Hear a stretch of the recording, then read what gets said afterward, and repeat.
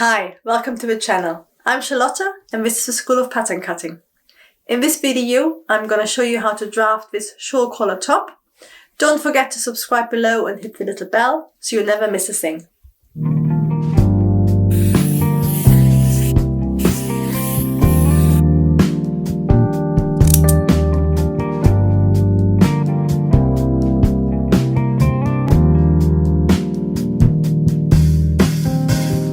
So let's have a look at this top.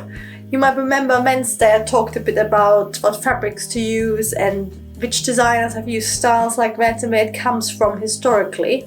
But today I'm actually going to show you how the different design principles work and also how to draft your full flat pattern. So by the end of the video you'll be able to make your own top. So let's have a look at it. This top is basically, it's a square, but I've done some alterations. But down here, it's a square bit of fabric. There's two openings for your sleeves, which I've faced. Then on the original top, the shoulders, I think they're completely square and straight, but I don't like it because it gives you, it's a weird upturn. So I've curved mine slightly down, and if you wanted an even better fit, you would curve your seam so you get like a very soft Balenciaga shoulder, and then you just have to reshape your sleeve. But it's all about how you want it to wear, what fabric you're using as well. And if you have a look at the back, you can just see it's completely plain, and then it's got this beautiful shawl collar which is quite narrow at the back, and then it goes round and you can see it comes out of the top. And I'm going to show you a quick draft on how to do a shawl collar. If you want a real in-depth shawl collar drafting lessons, I've got some really great news because I'm launching a brand new shawl collar course today. You find the description in the link below, and it just gives you proper like in-depth flat pattern advice for 5 vintage super shawl collars. But for this pattern I'm going to show you a basic shawl collar, and it rises from the top. You can see from a keyhole. I'm going to show you an option where you keep this slightly open and square, and that's much easier to sew if you're a beginner. So it's really easy to make. But apart from that, it's just a few straight seams and your neck hole to put together. And I'm going to show you one thing I did. I didn't interface with it all. You could if you're using a thinner fabric. But what I did is just at the tip, I put a little bit of fusing in to stabilize that keyhole, and I think that's always a good idea. But this is the shawl collar top, and now I'm going to show you how to draft it. I'm using my blocks, which are my size, just as a guide for how big I want the top to be. But I've made the top quite oversized, so I'm going to give you the measurements, and then you can check whether that's your size. And otherwise, all you can do is make it as wide as you want and as long as you want. But this is of a quite nice oversized fit. So the first thing I'm going to do is draw in my center front and center back lines. And I'm just going to draft half of the pattern for ease, and then you can just lay it on a folded piece of fabric.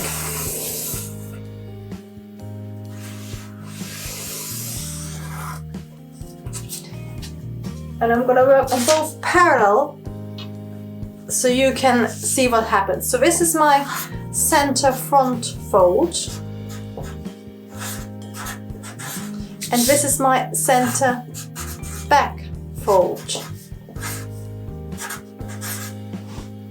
So the first thing you need to do is draw the bottom, you hem in, and that's at right angles. So you can use a ruler or your pattern master, and you just draft across.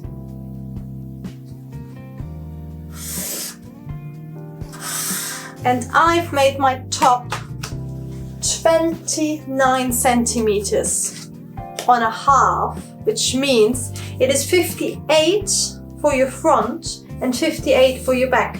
So the whole circumference of your top at the waist and the chest is 100 and really bad at maths, 116 centimeters. So that's what you need to check whether that's big enough for you or too big. because it's quite a loose top. So I'm going to write the measurement so you know. So this is 29 and this is 29. And then what I've done, I've just put in a 4 centimeter hem in, which I've just turned up, and you can overlock it or bind it and top stitch or blind stitch it. So I've drawn my 4 centimeter hem.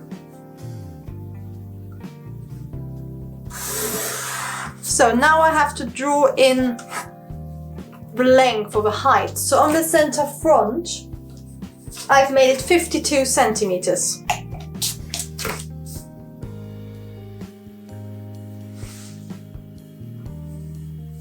And that's quite a nice sort of hip length. Not too long, but really nice. So that is 52. Then the next thing you need to do is, and this is where I've used my basic bodice just to know roughly where I want it to be. But if you don't have a bodice, what you need to do is, I'm going to pull it down a bit so you can see better.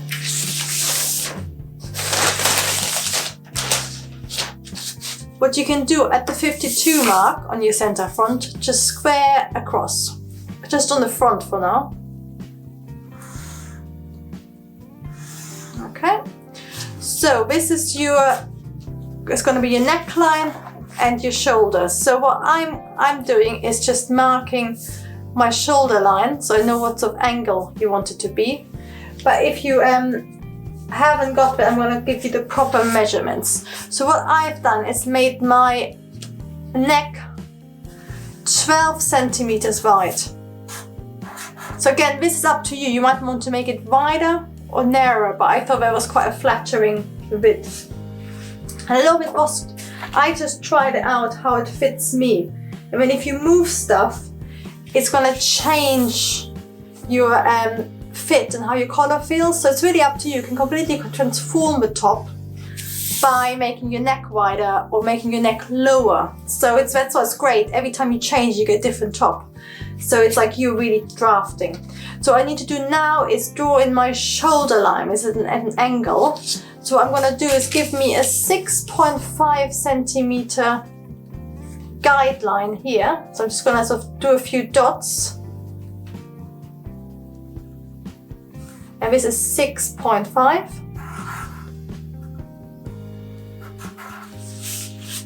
And then for my high shoulder neck point, which is 12 centimeters away from the center front, I did my shoulder 24.5. So it's quite a wide shoulder. So again, it's up to you how wide you want it to be. So that is 24.5. So that is my shoulder done. And what I now need to do is just curve down. And then if I move my whole pattern up again, I need to curve it down to here. So I'm going to start with a straight side seam at the bottom. And then you can see it needs to curve into there. So I'm going to use the curved edge on my pattern master. But you can also use a straight, because all you want to do is sort of curve it back. Or you can do it by hand.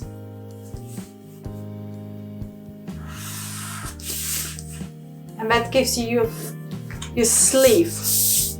And then at the bottom, this is basically your the bottom of your sleeve. I'm just going to mark it, and then I'm going to measure this height and transfer it onto the center back later. But this is so my front basic shape finished, and I'm just going to transfer it to the back and make my back neck. And then last thing I'm going to do is do my shawl collar. So just on the back, and again I'm going to go up on your side seam.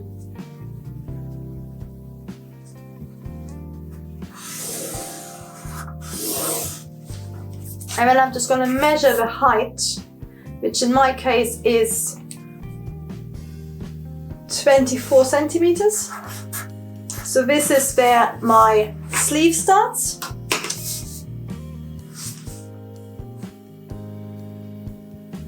Okay. And then I'm also gonna put in my back neck, which is, I've made it 12 centimeters again. So I'm gonna do it the same height. So it's a really simple, it hasn't got any shaping, this top. It's really simple and nice. So it's 12 centimeter again. And then it's exactly the same, it just goes down shoulder. I'm extending my line and I'm gonna do my 6.5 guidelines again.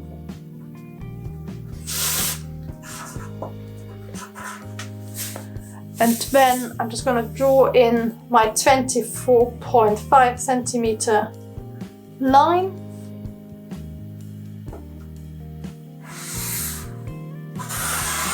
And this is my shoulder done on the back. So as you can see, that's a really quick top draft.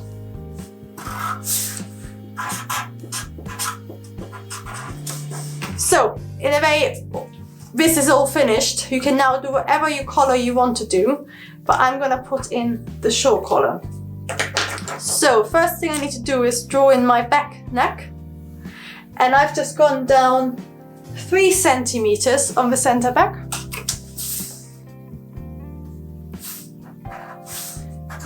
I've started at a right angle and then I've curved it up, and I'm gonna move the pattern up a bit for you. Because now I'm just gonna work only around the neck. The rest of the bodice is finished. So I've started with a straight and this my curve pattern master, or again by hand. You draw in a nice curve and you measure that curve. So my curve is 13 centimeters, and I like using a solid ruler to measure the back neck, but if you can also use a tape measure. Always measure twice rather than drafting it once and wrong. So I've got my 13 centimeter back neck. I now need to decide on the depth of my front. And this is, again, it's up to you how deep you want it to be. I made it 19, so it's not a deep neck, but it's got that nice shape. So I'm gonna mark 19 centimeter. And that's the tip of my V. And then my fold line, where my collar is gonna fold over, goes from my high shoulder point, which is the width of my front neck, to that point. And then it extends past, because that will become this line will become your back part of the shawl neck. So it's a really easy thing to draft. I'm just gonna quickly draft it. We've got some other YouTube classes on shawl collars as well. And if you really want to learn about shawl collars, have a look at my new course. But what's really clever about this collar is that this is basically the tip of your collar, but this line is on fold.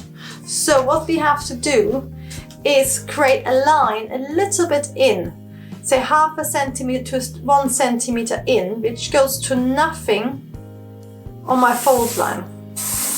And this is the line of your the tip of your collar, and that's by the when it's finished. I'm going to quickly show you how it's going to look. So it's 9.5. So your collar is going to look like this.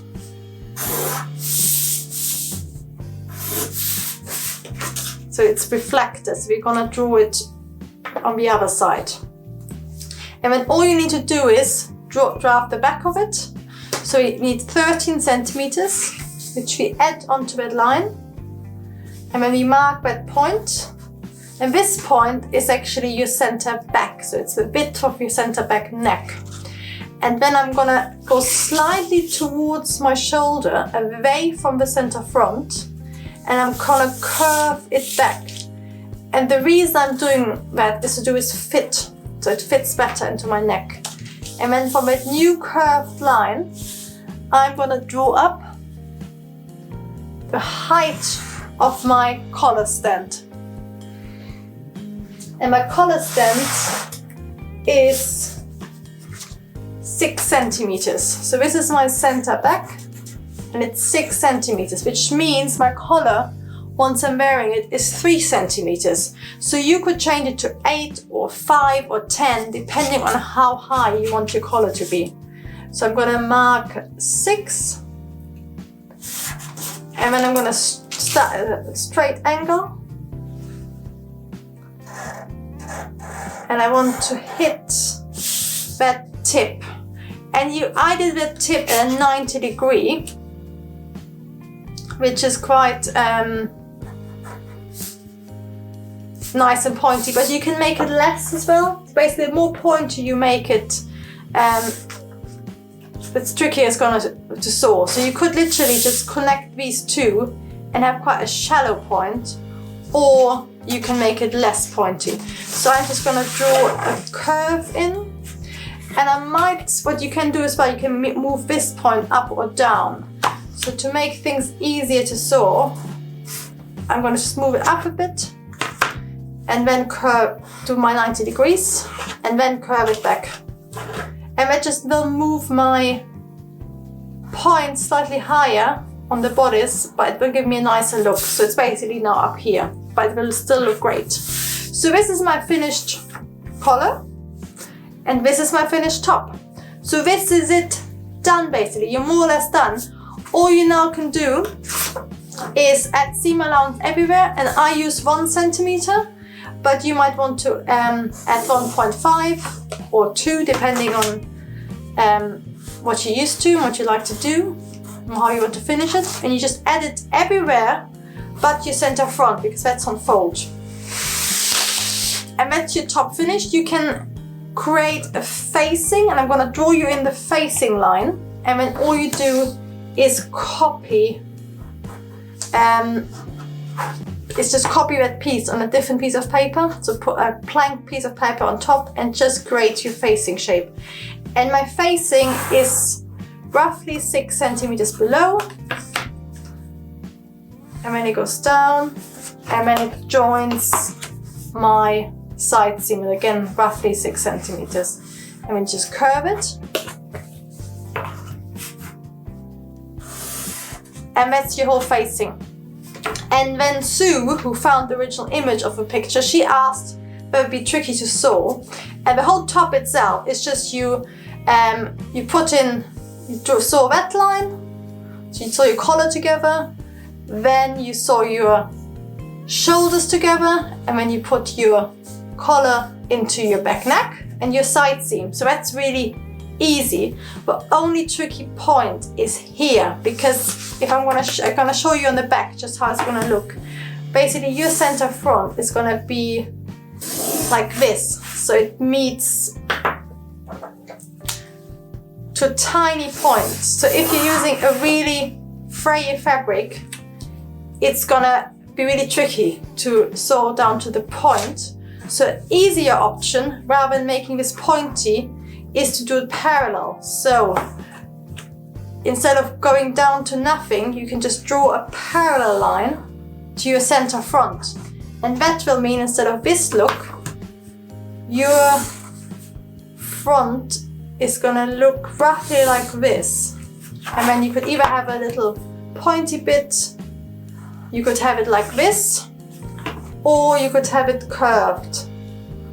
And that's much easier to stitch together, because you got seam allowance all the way around rather than tiny seam allowance at the end.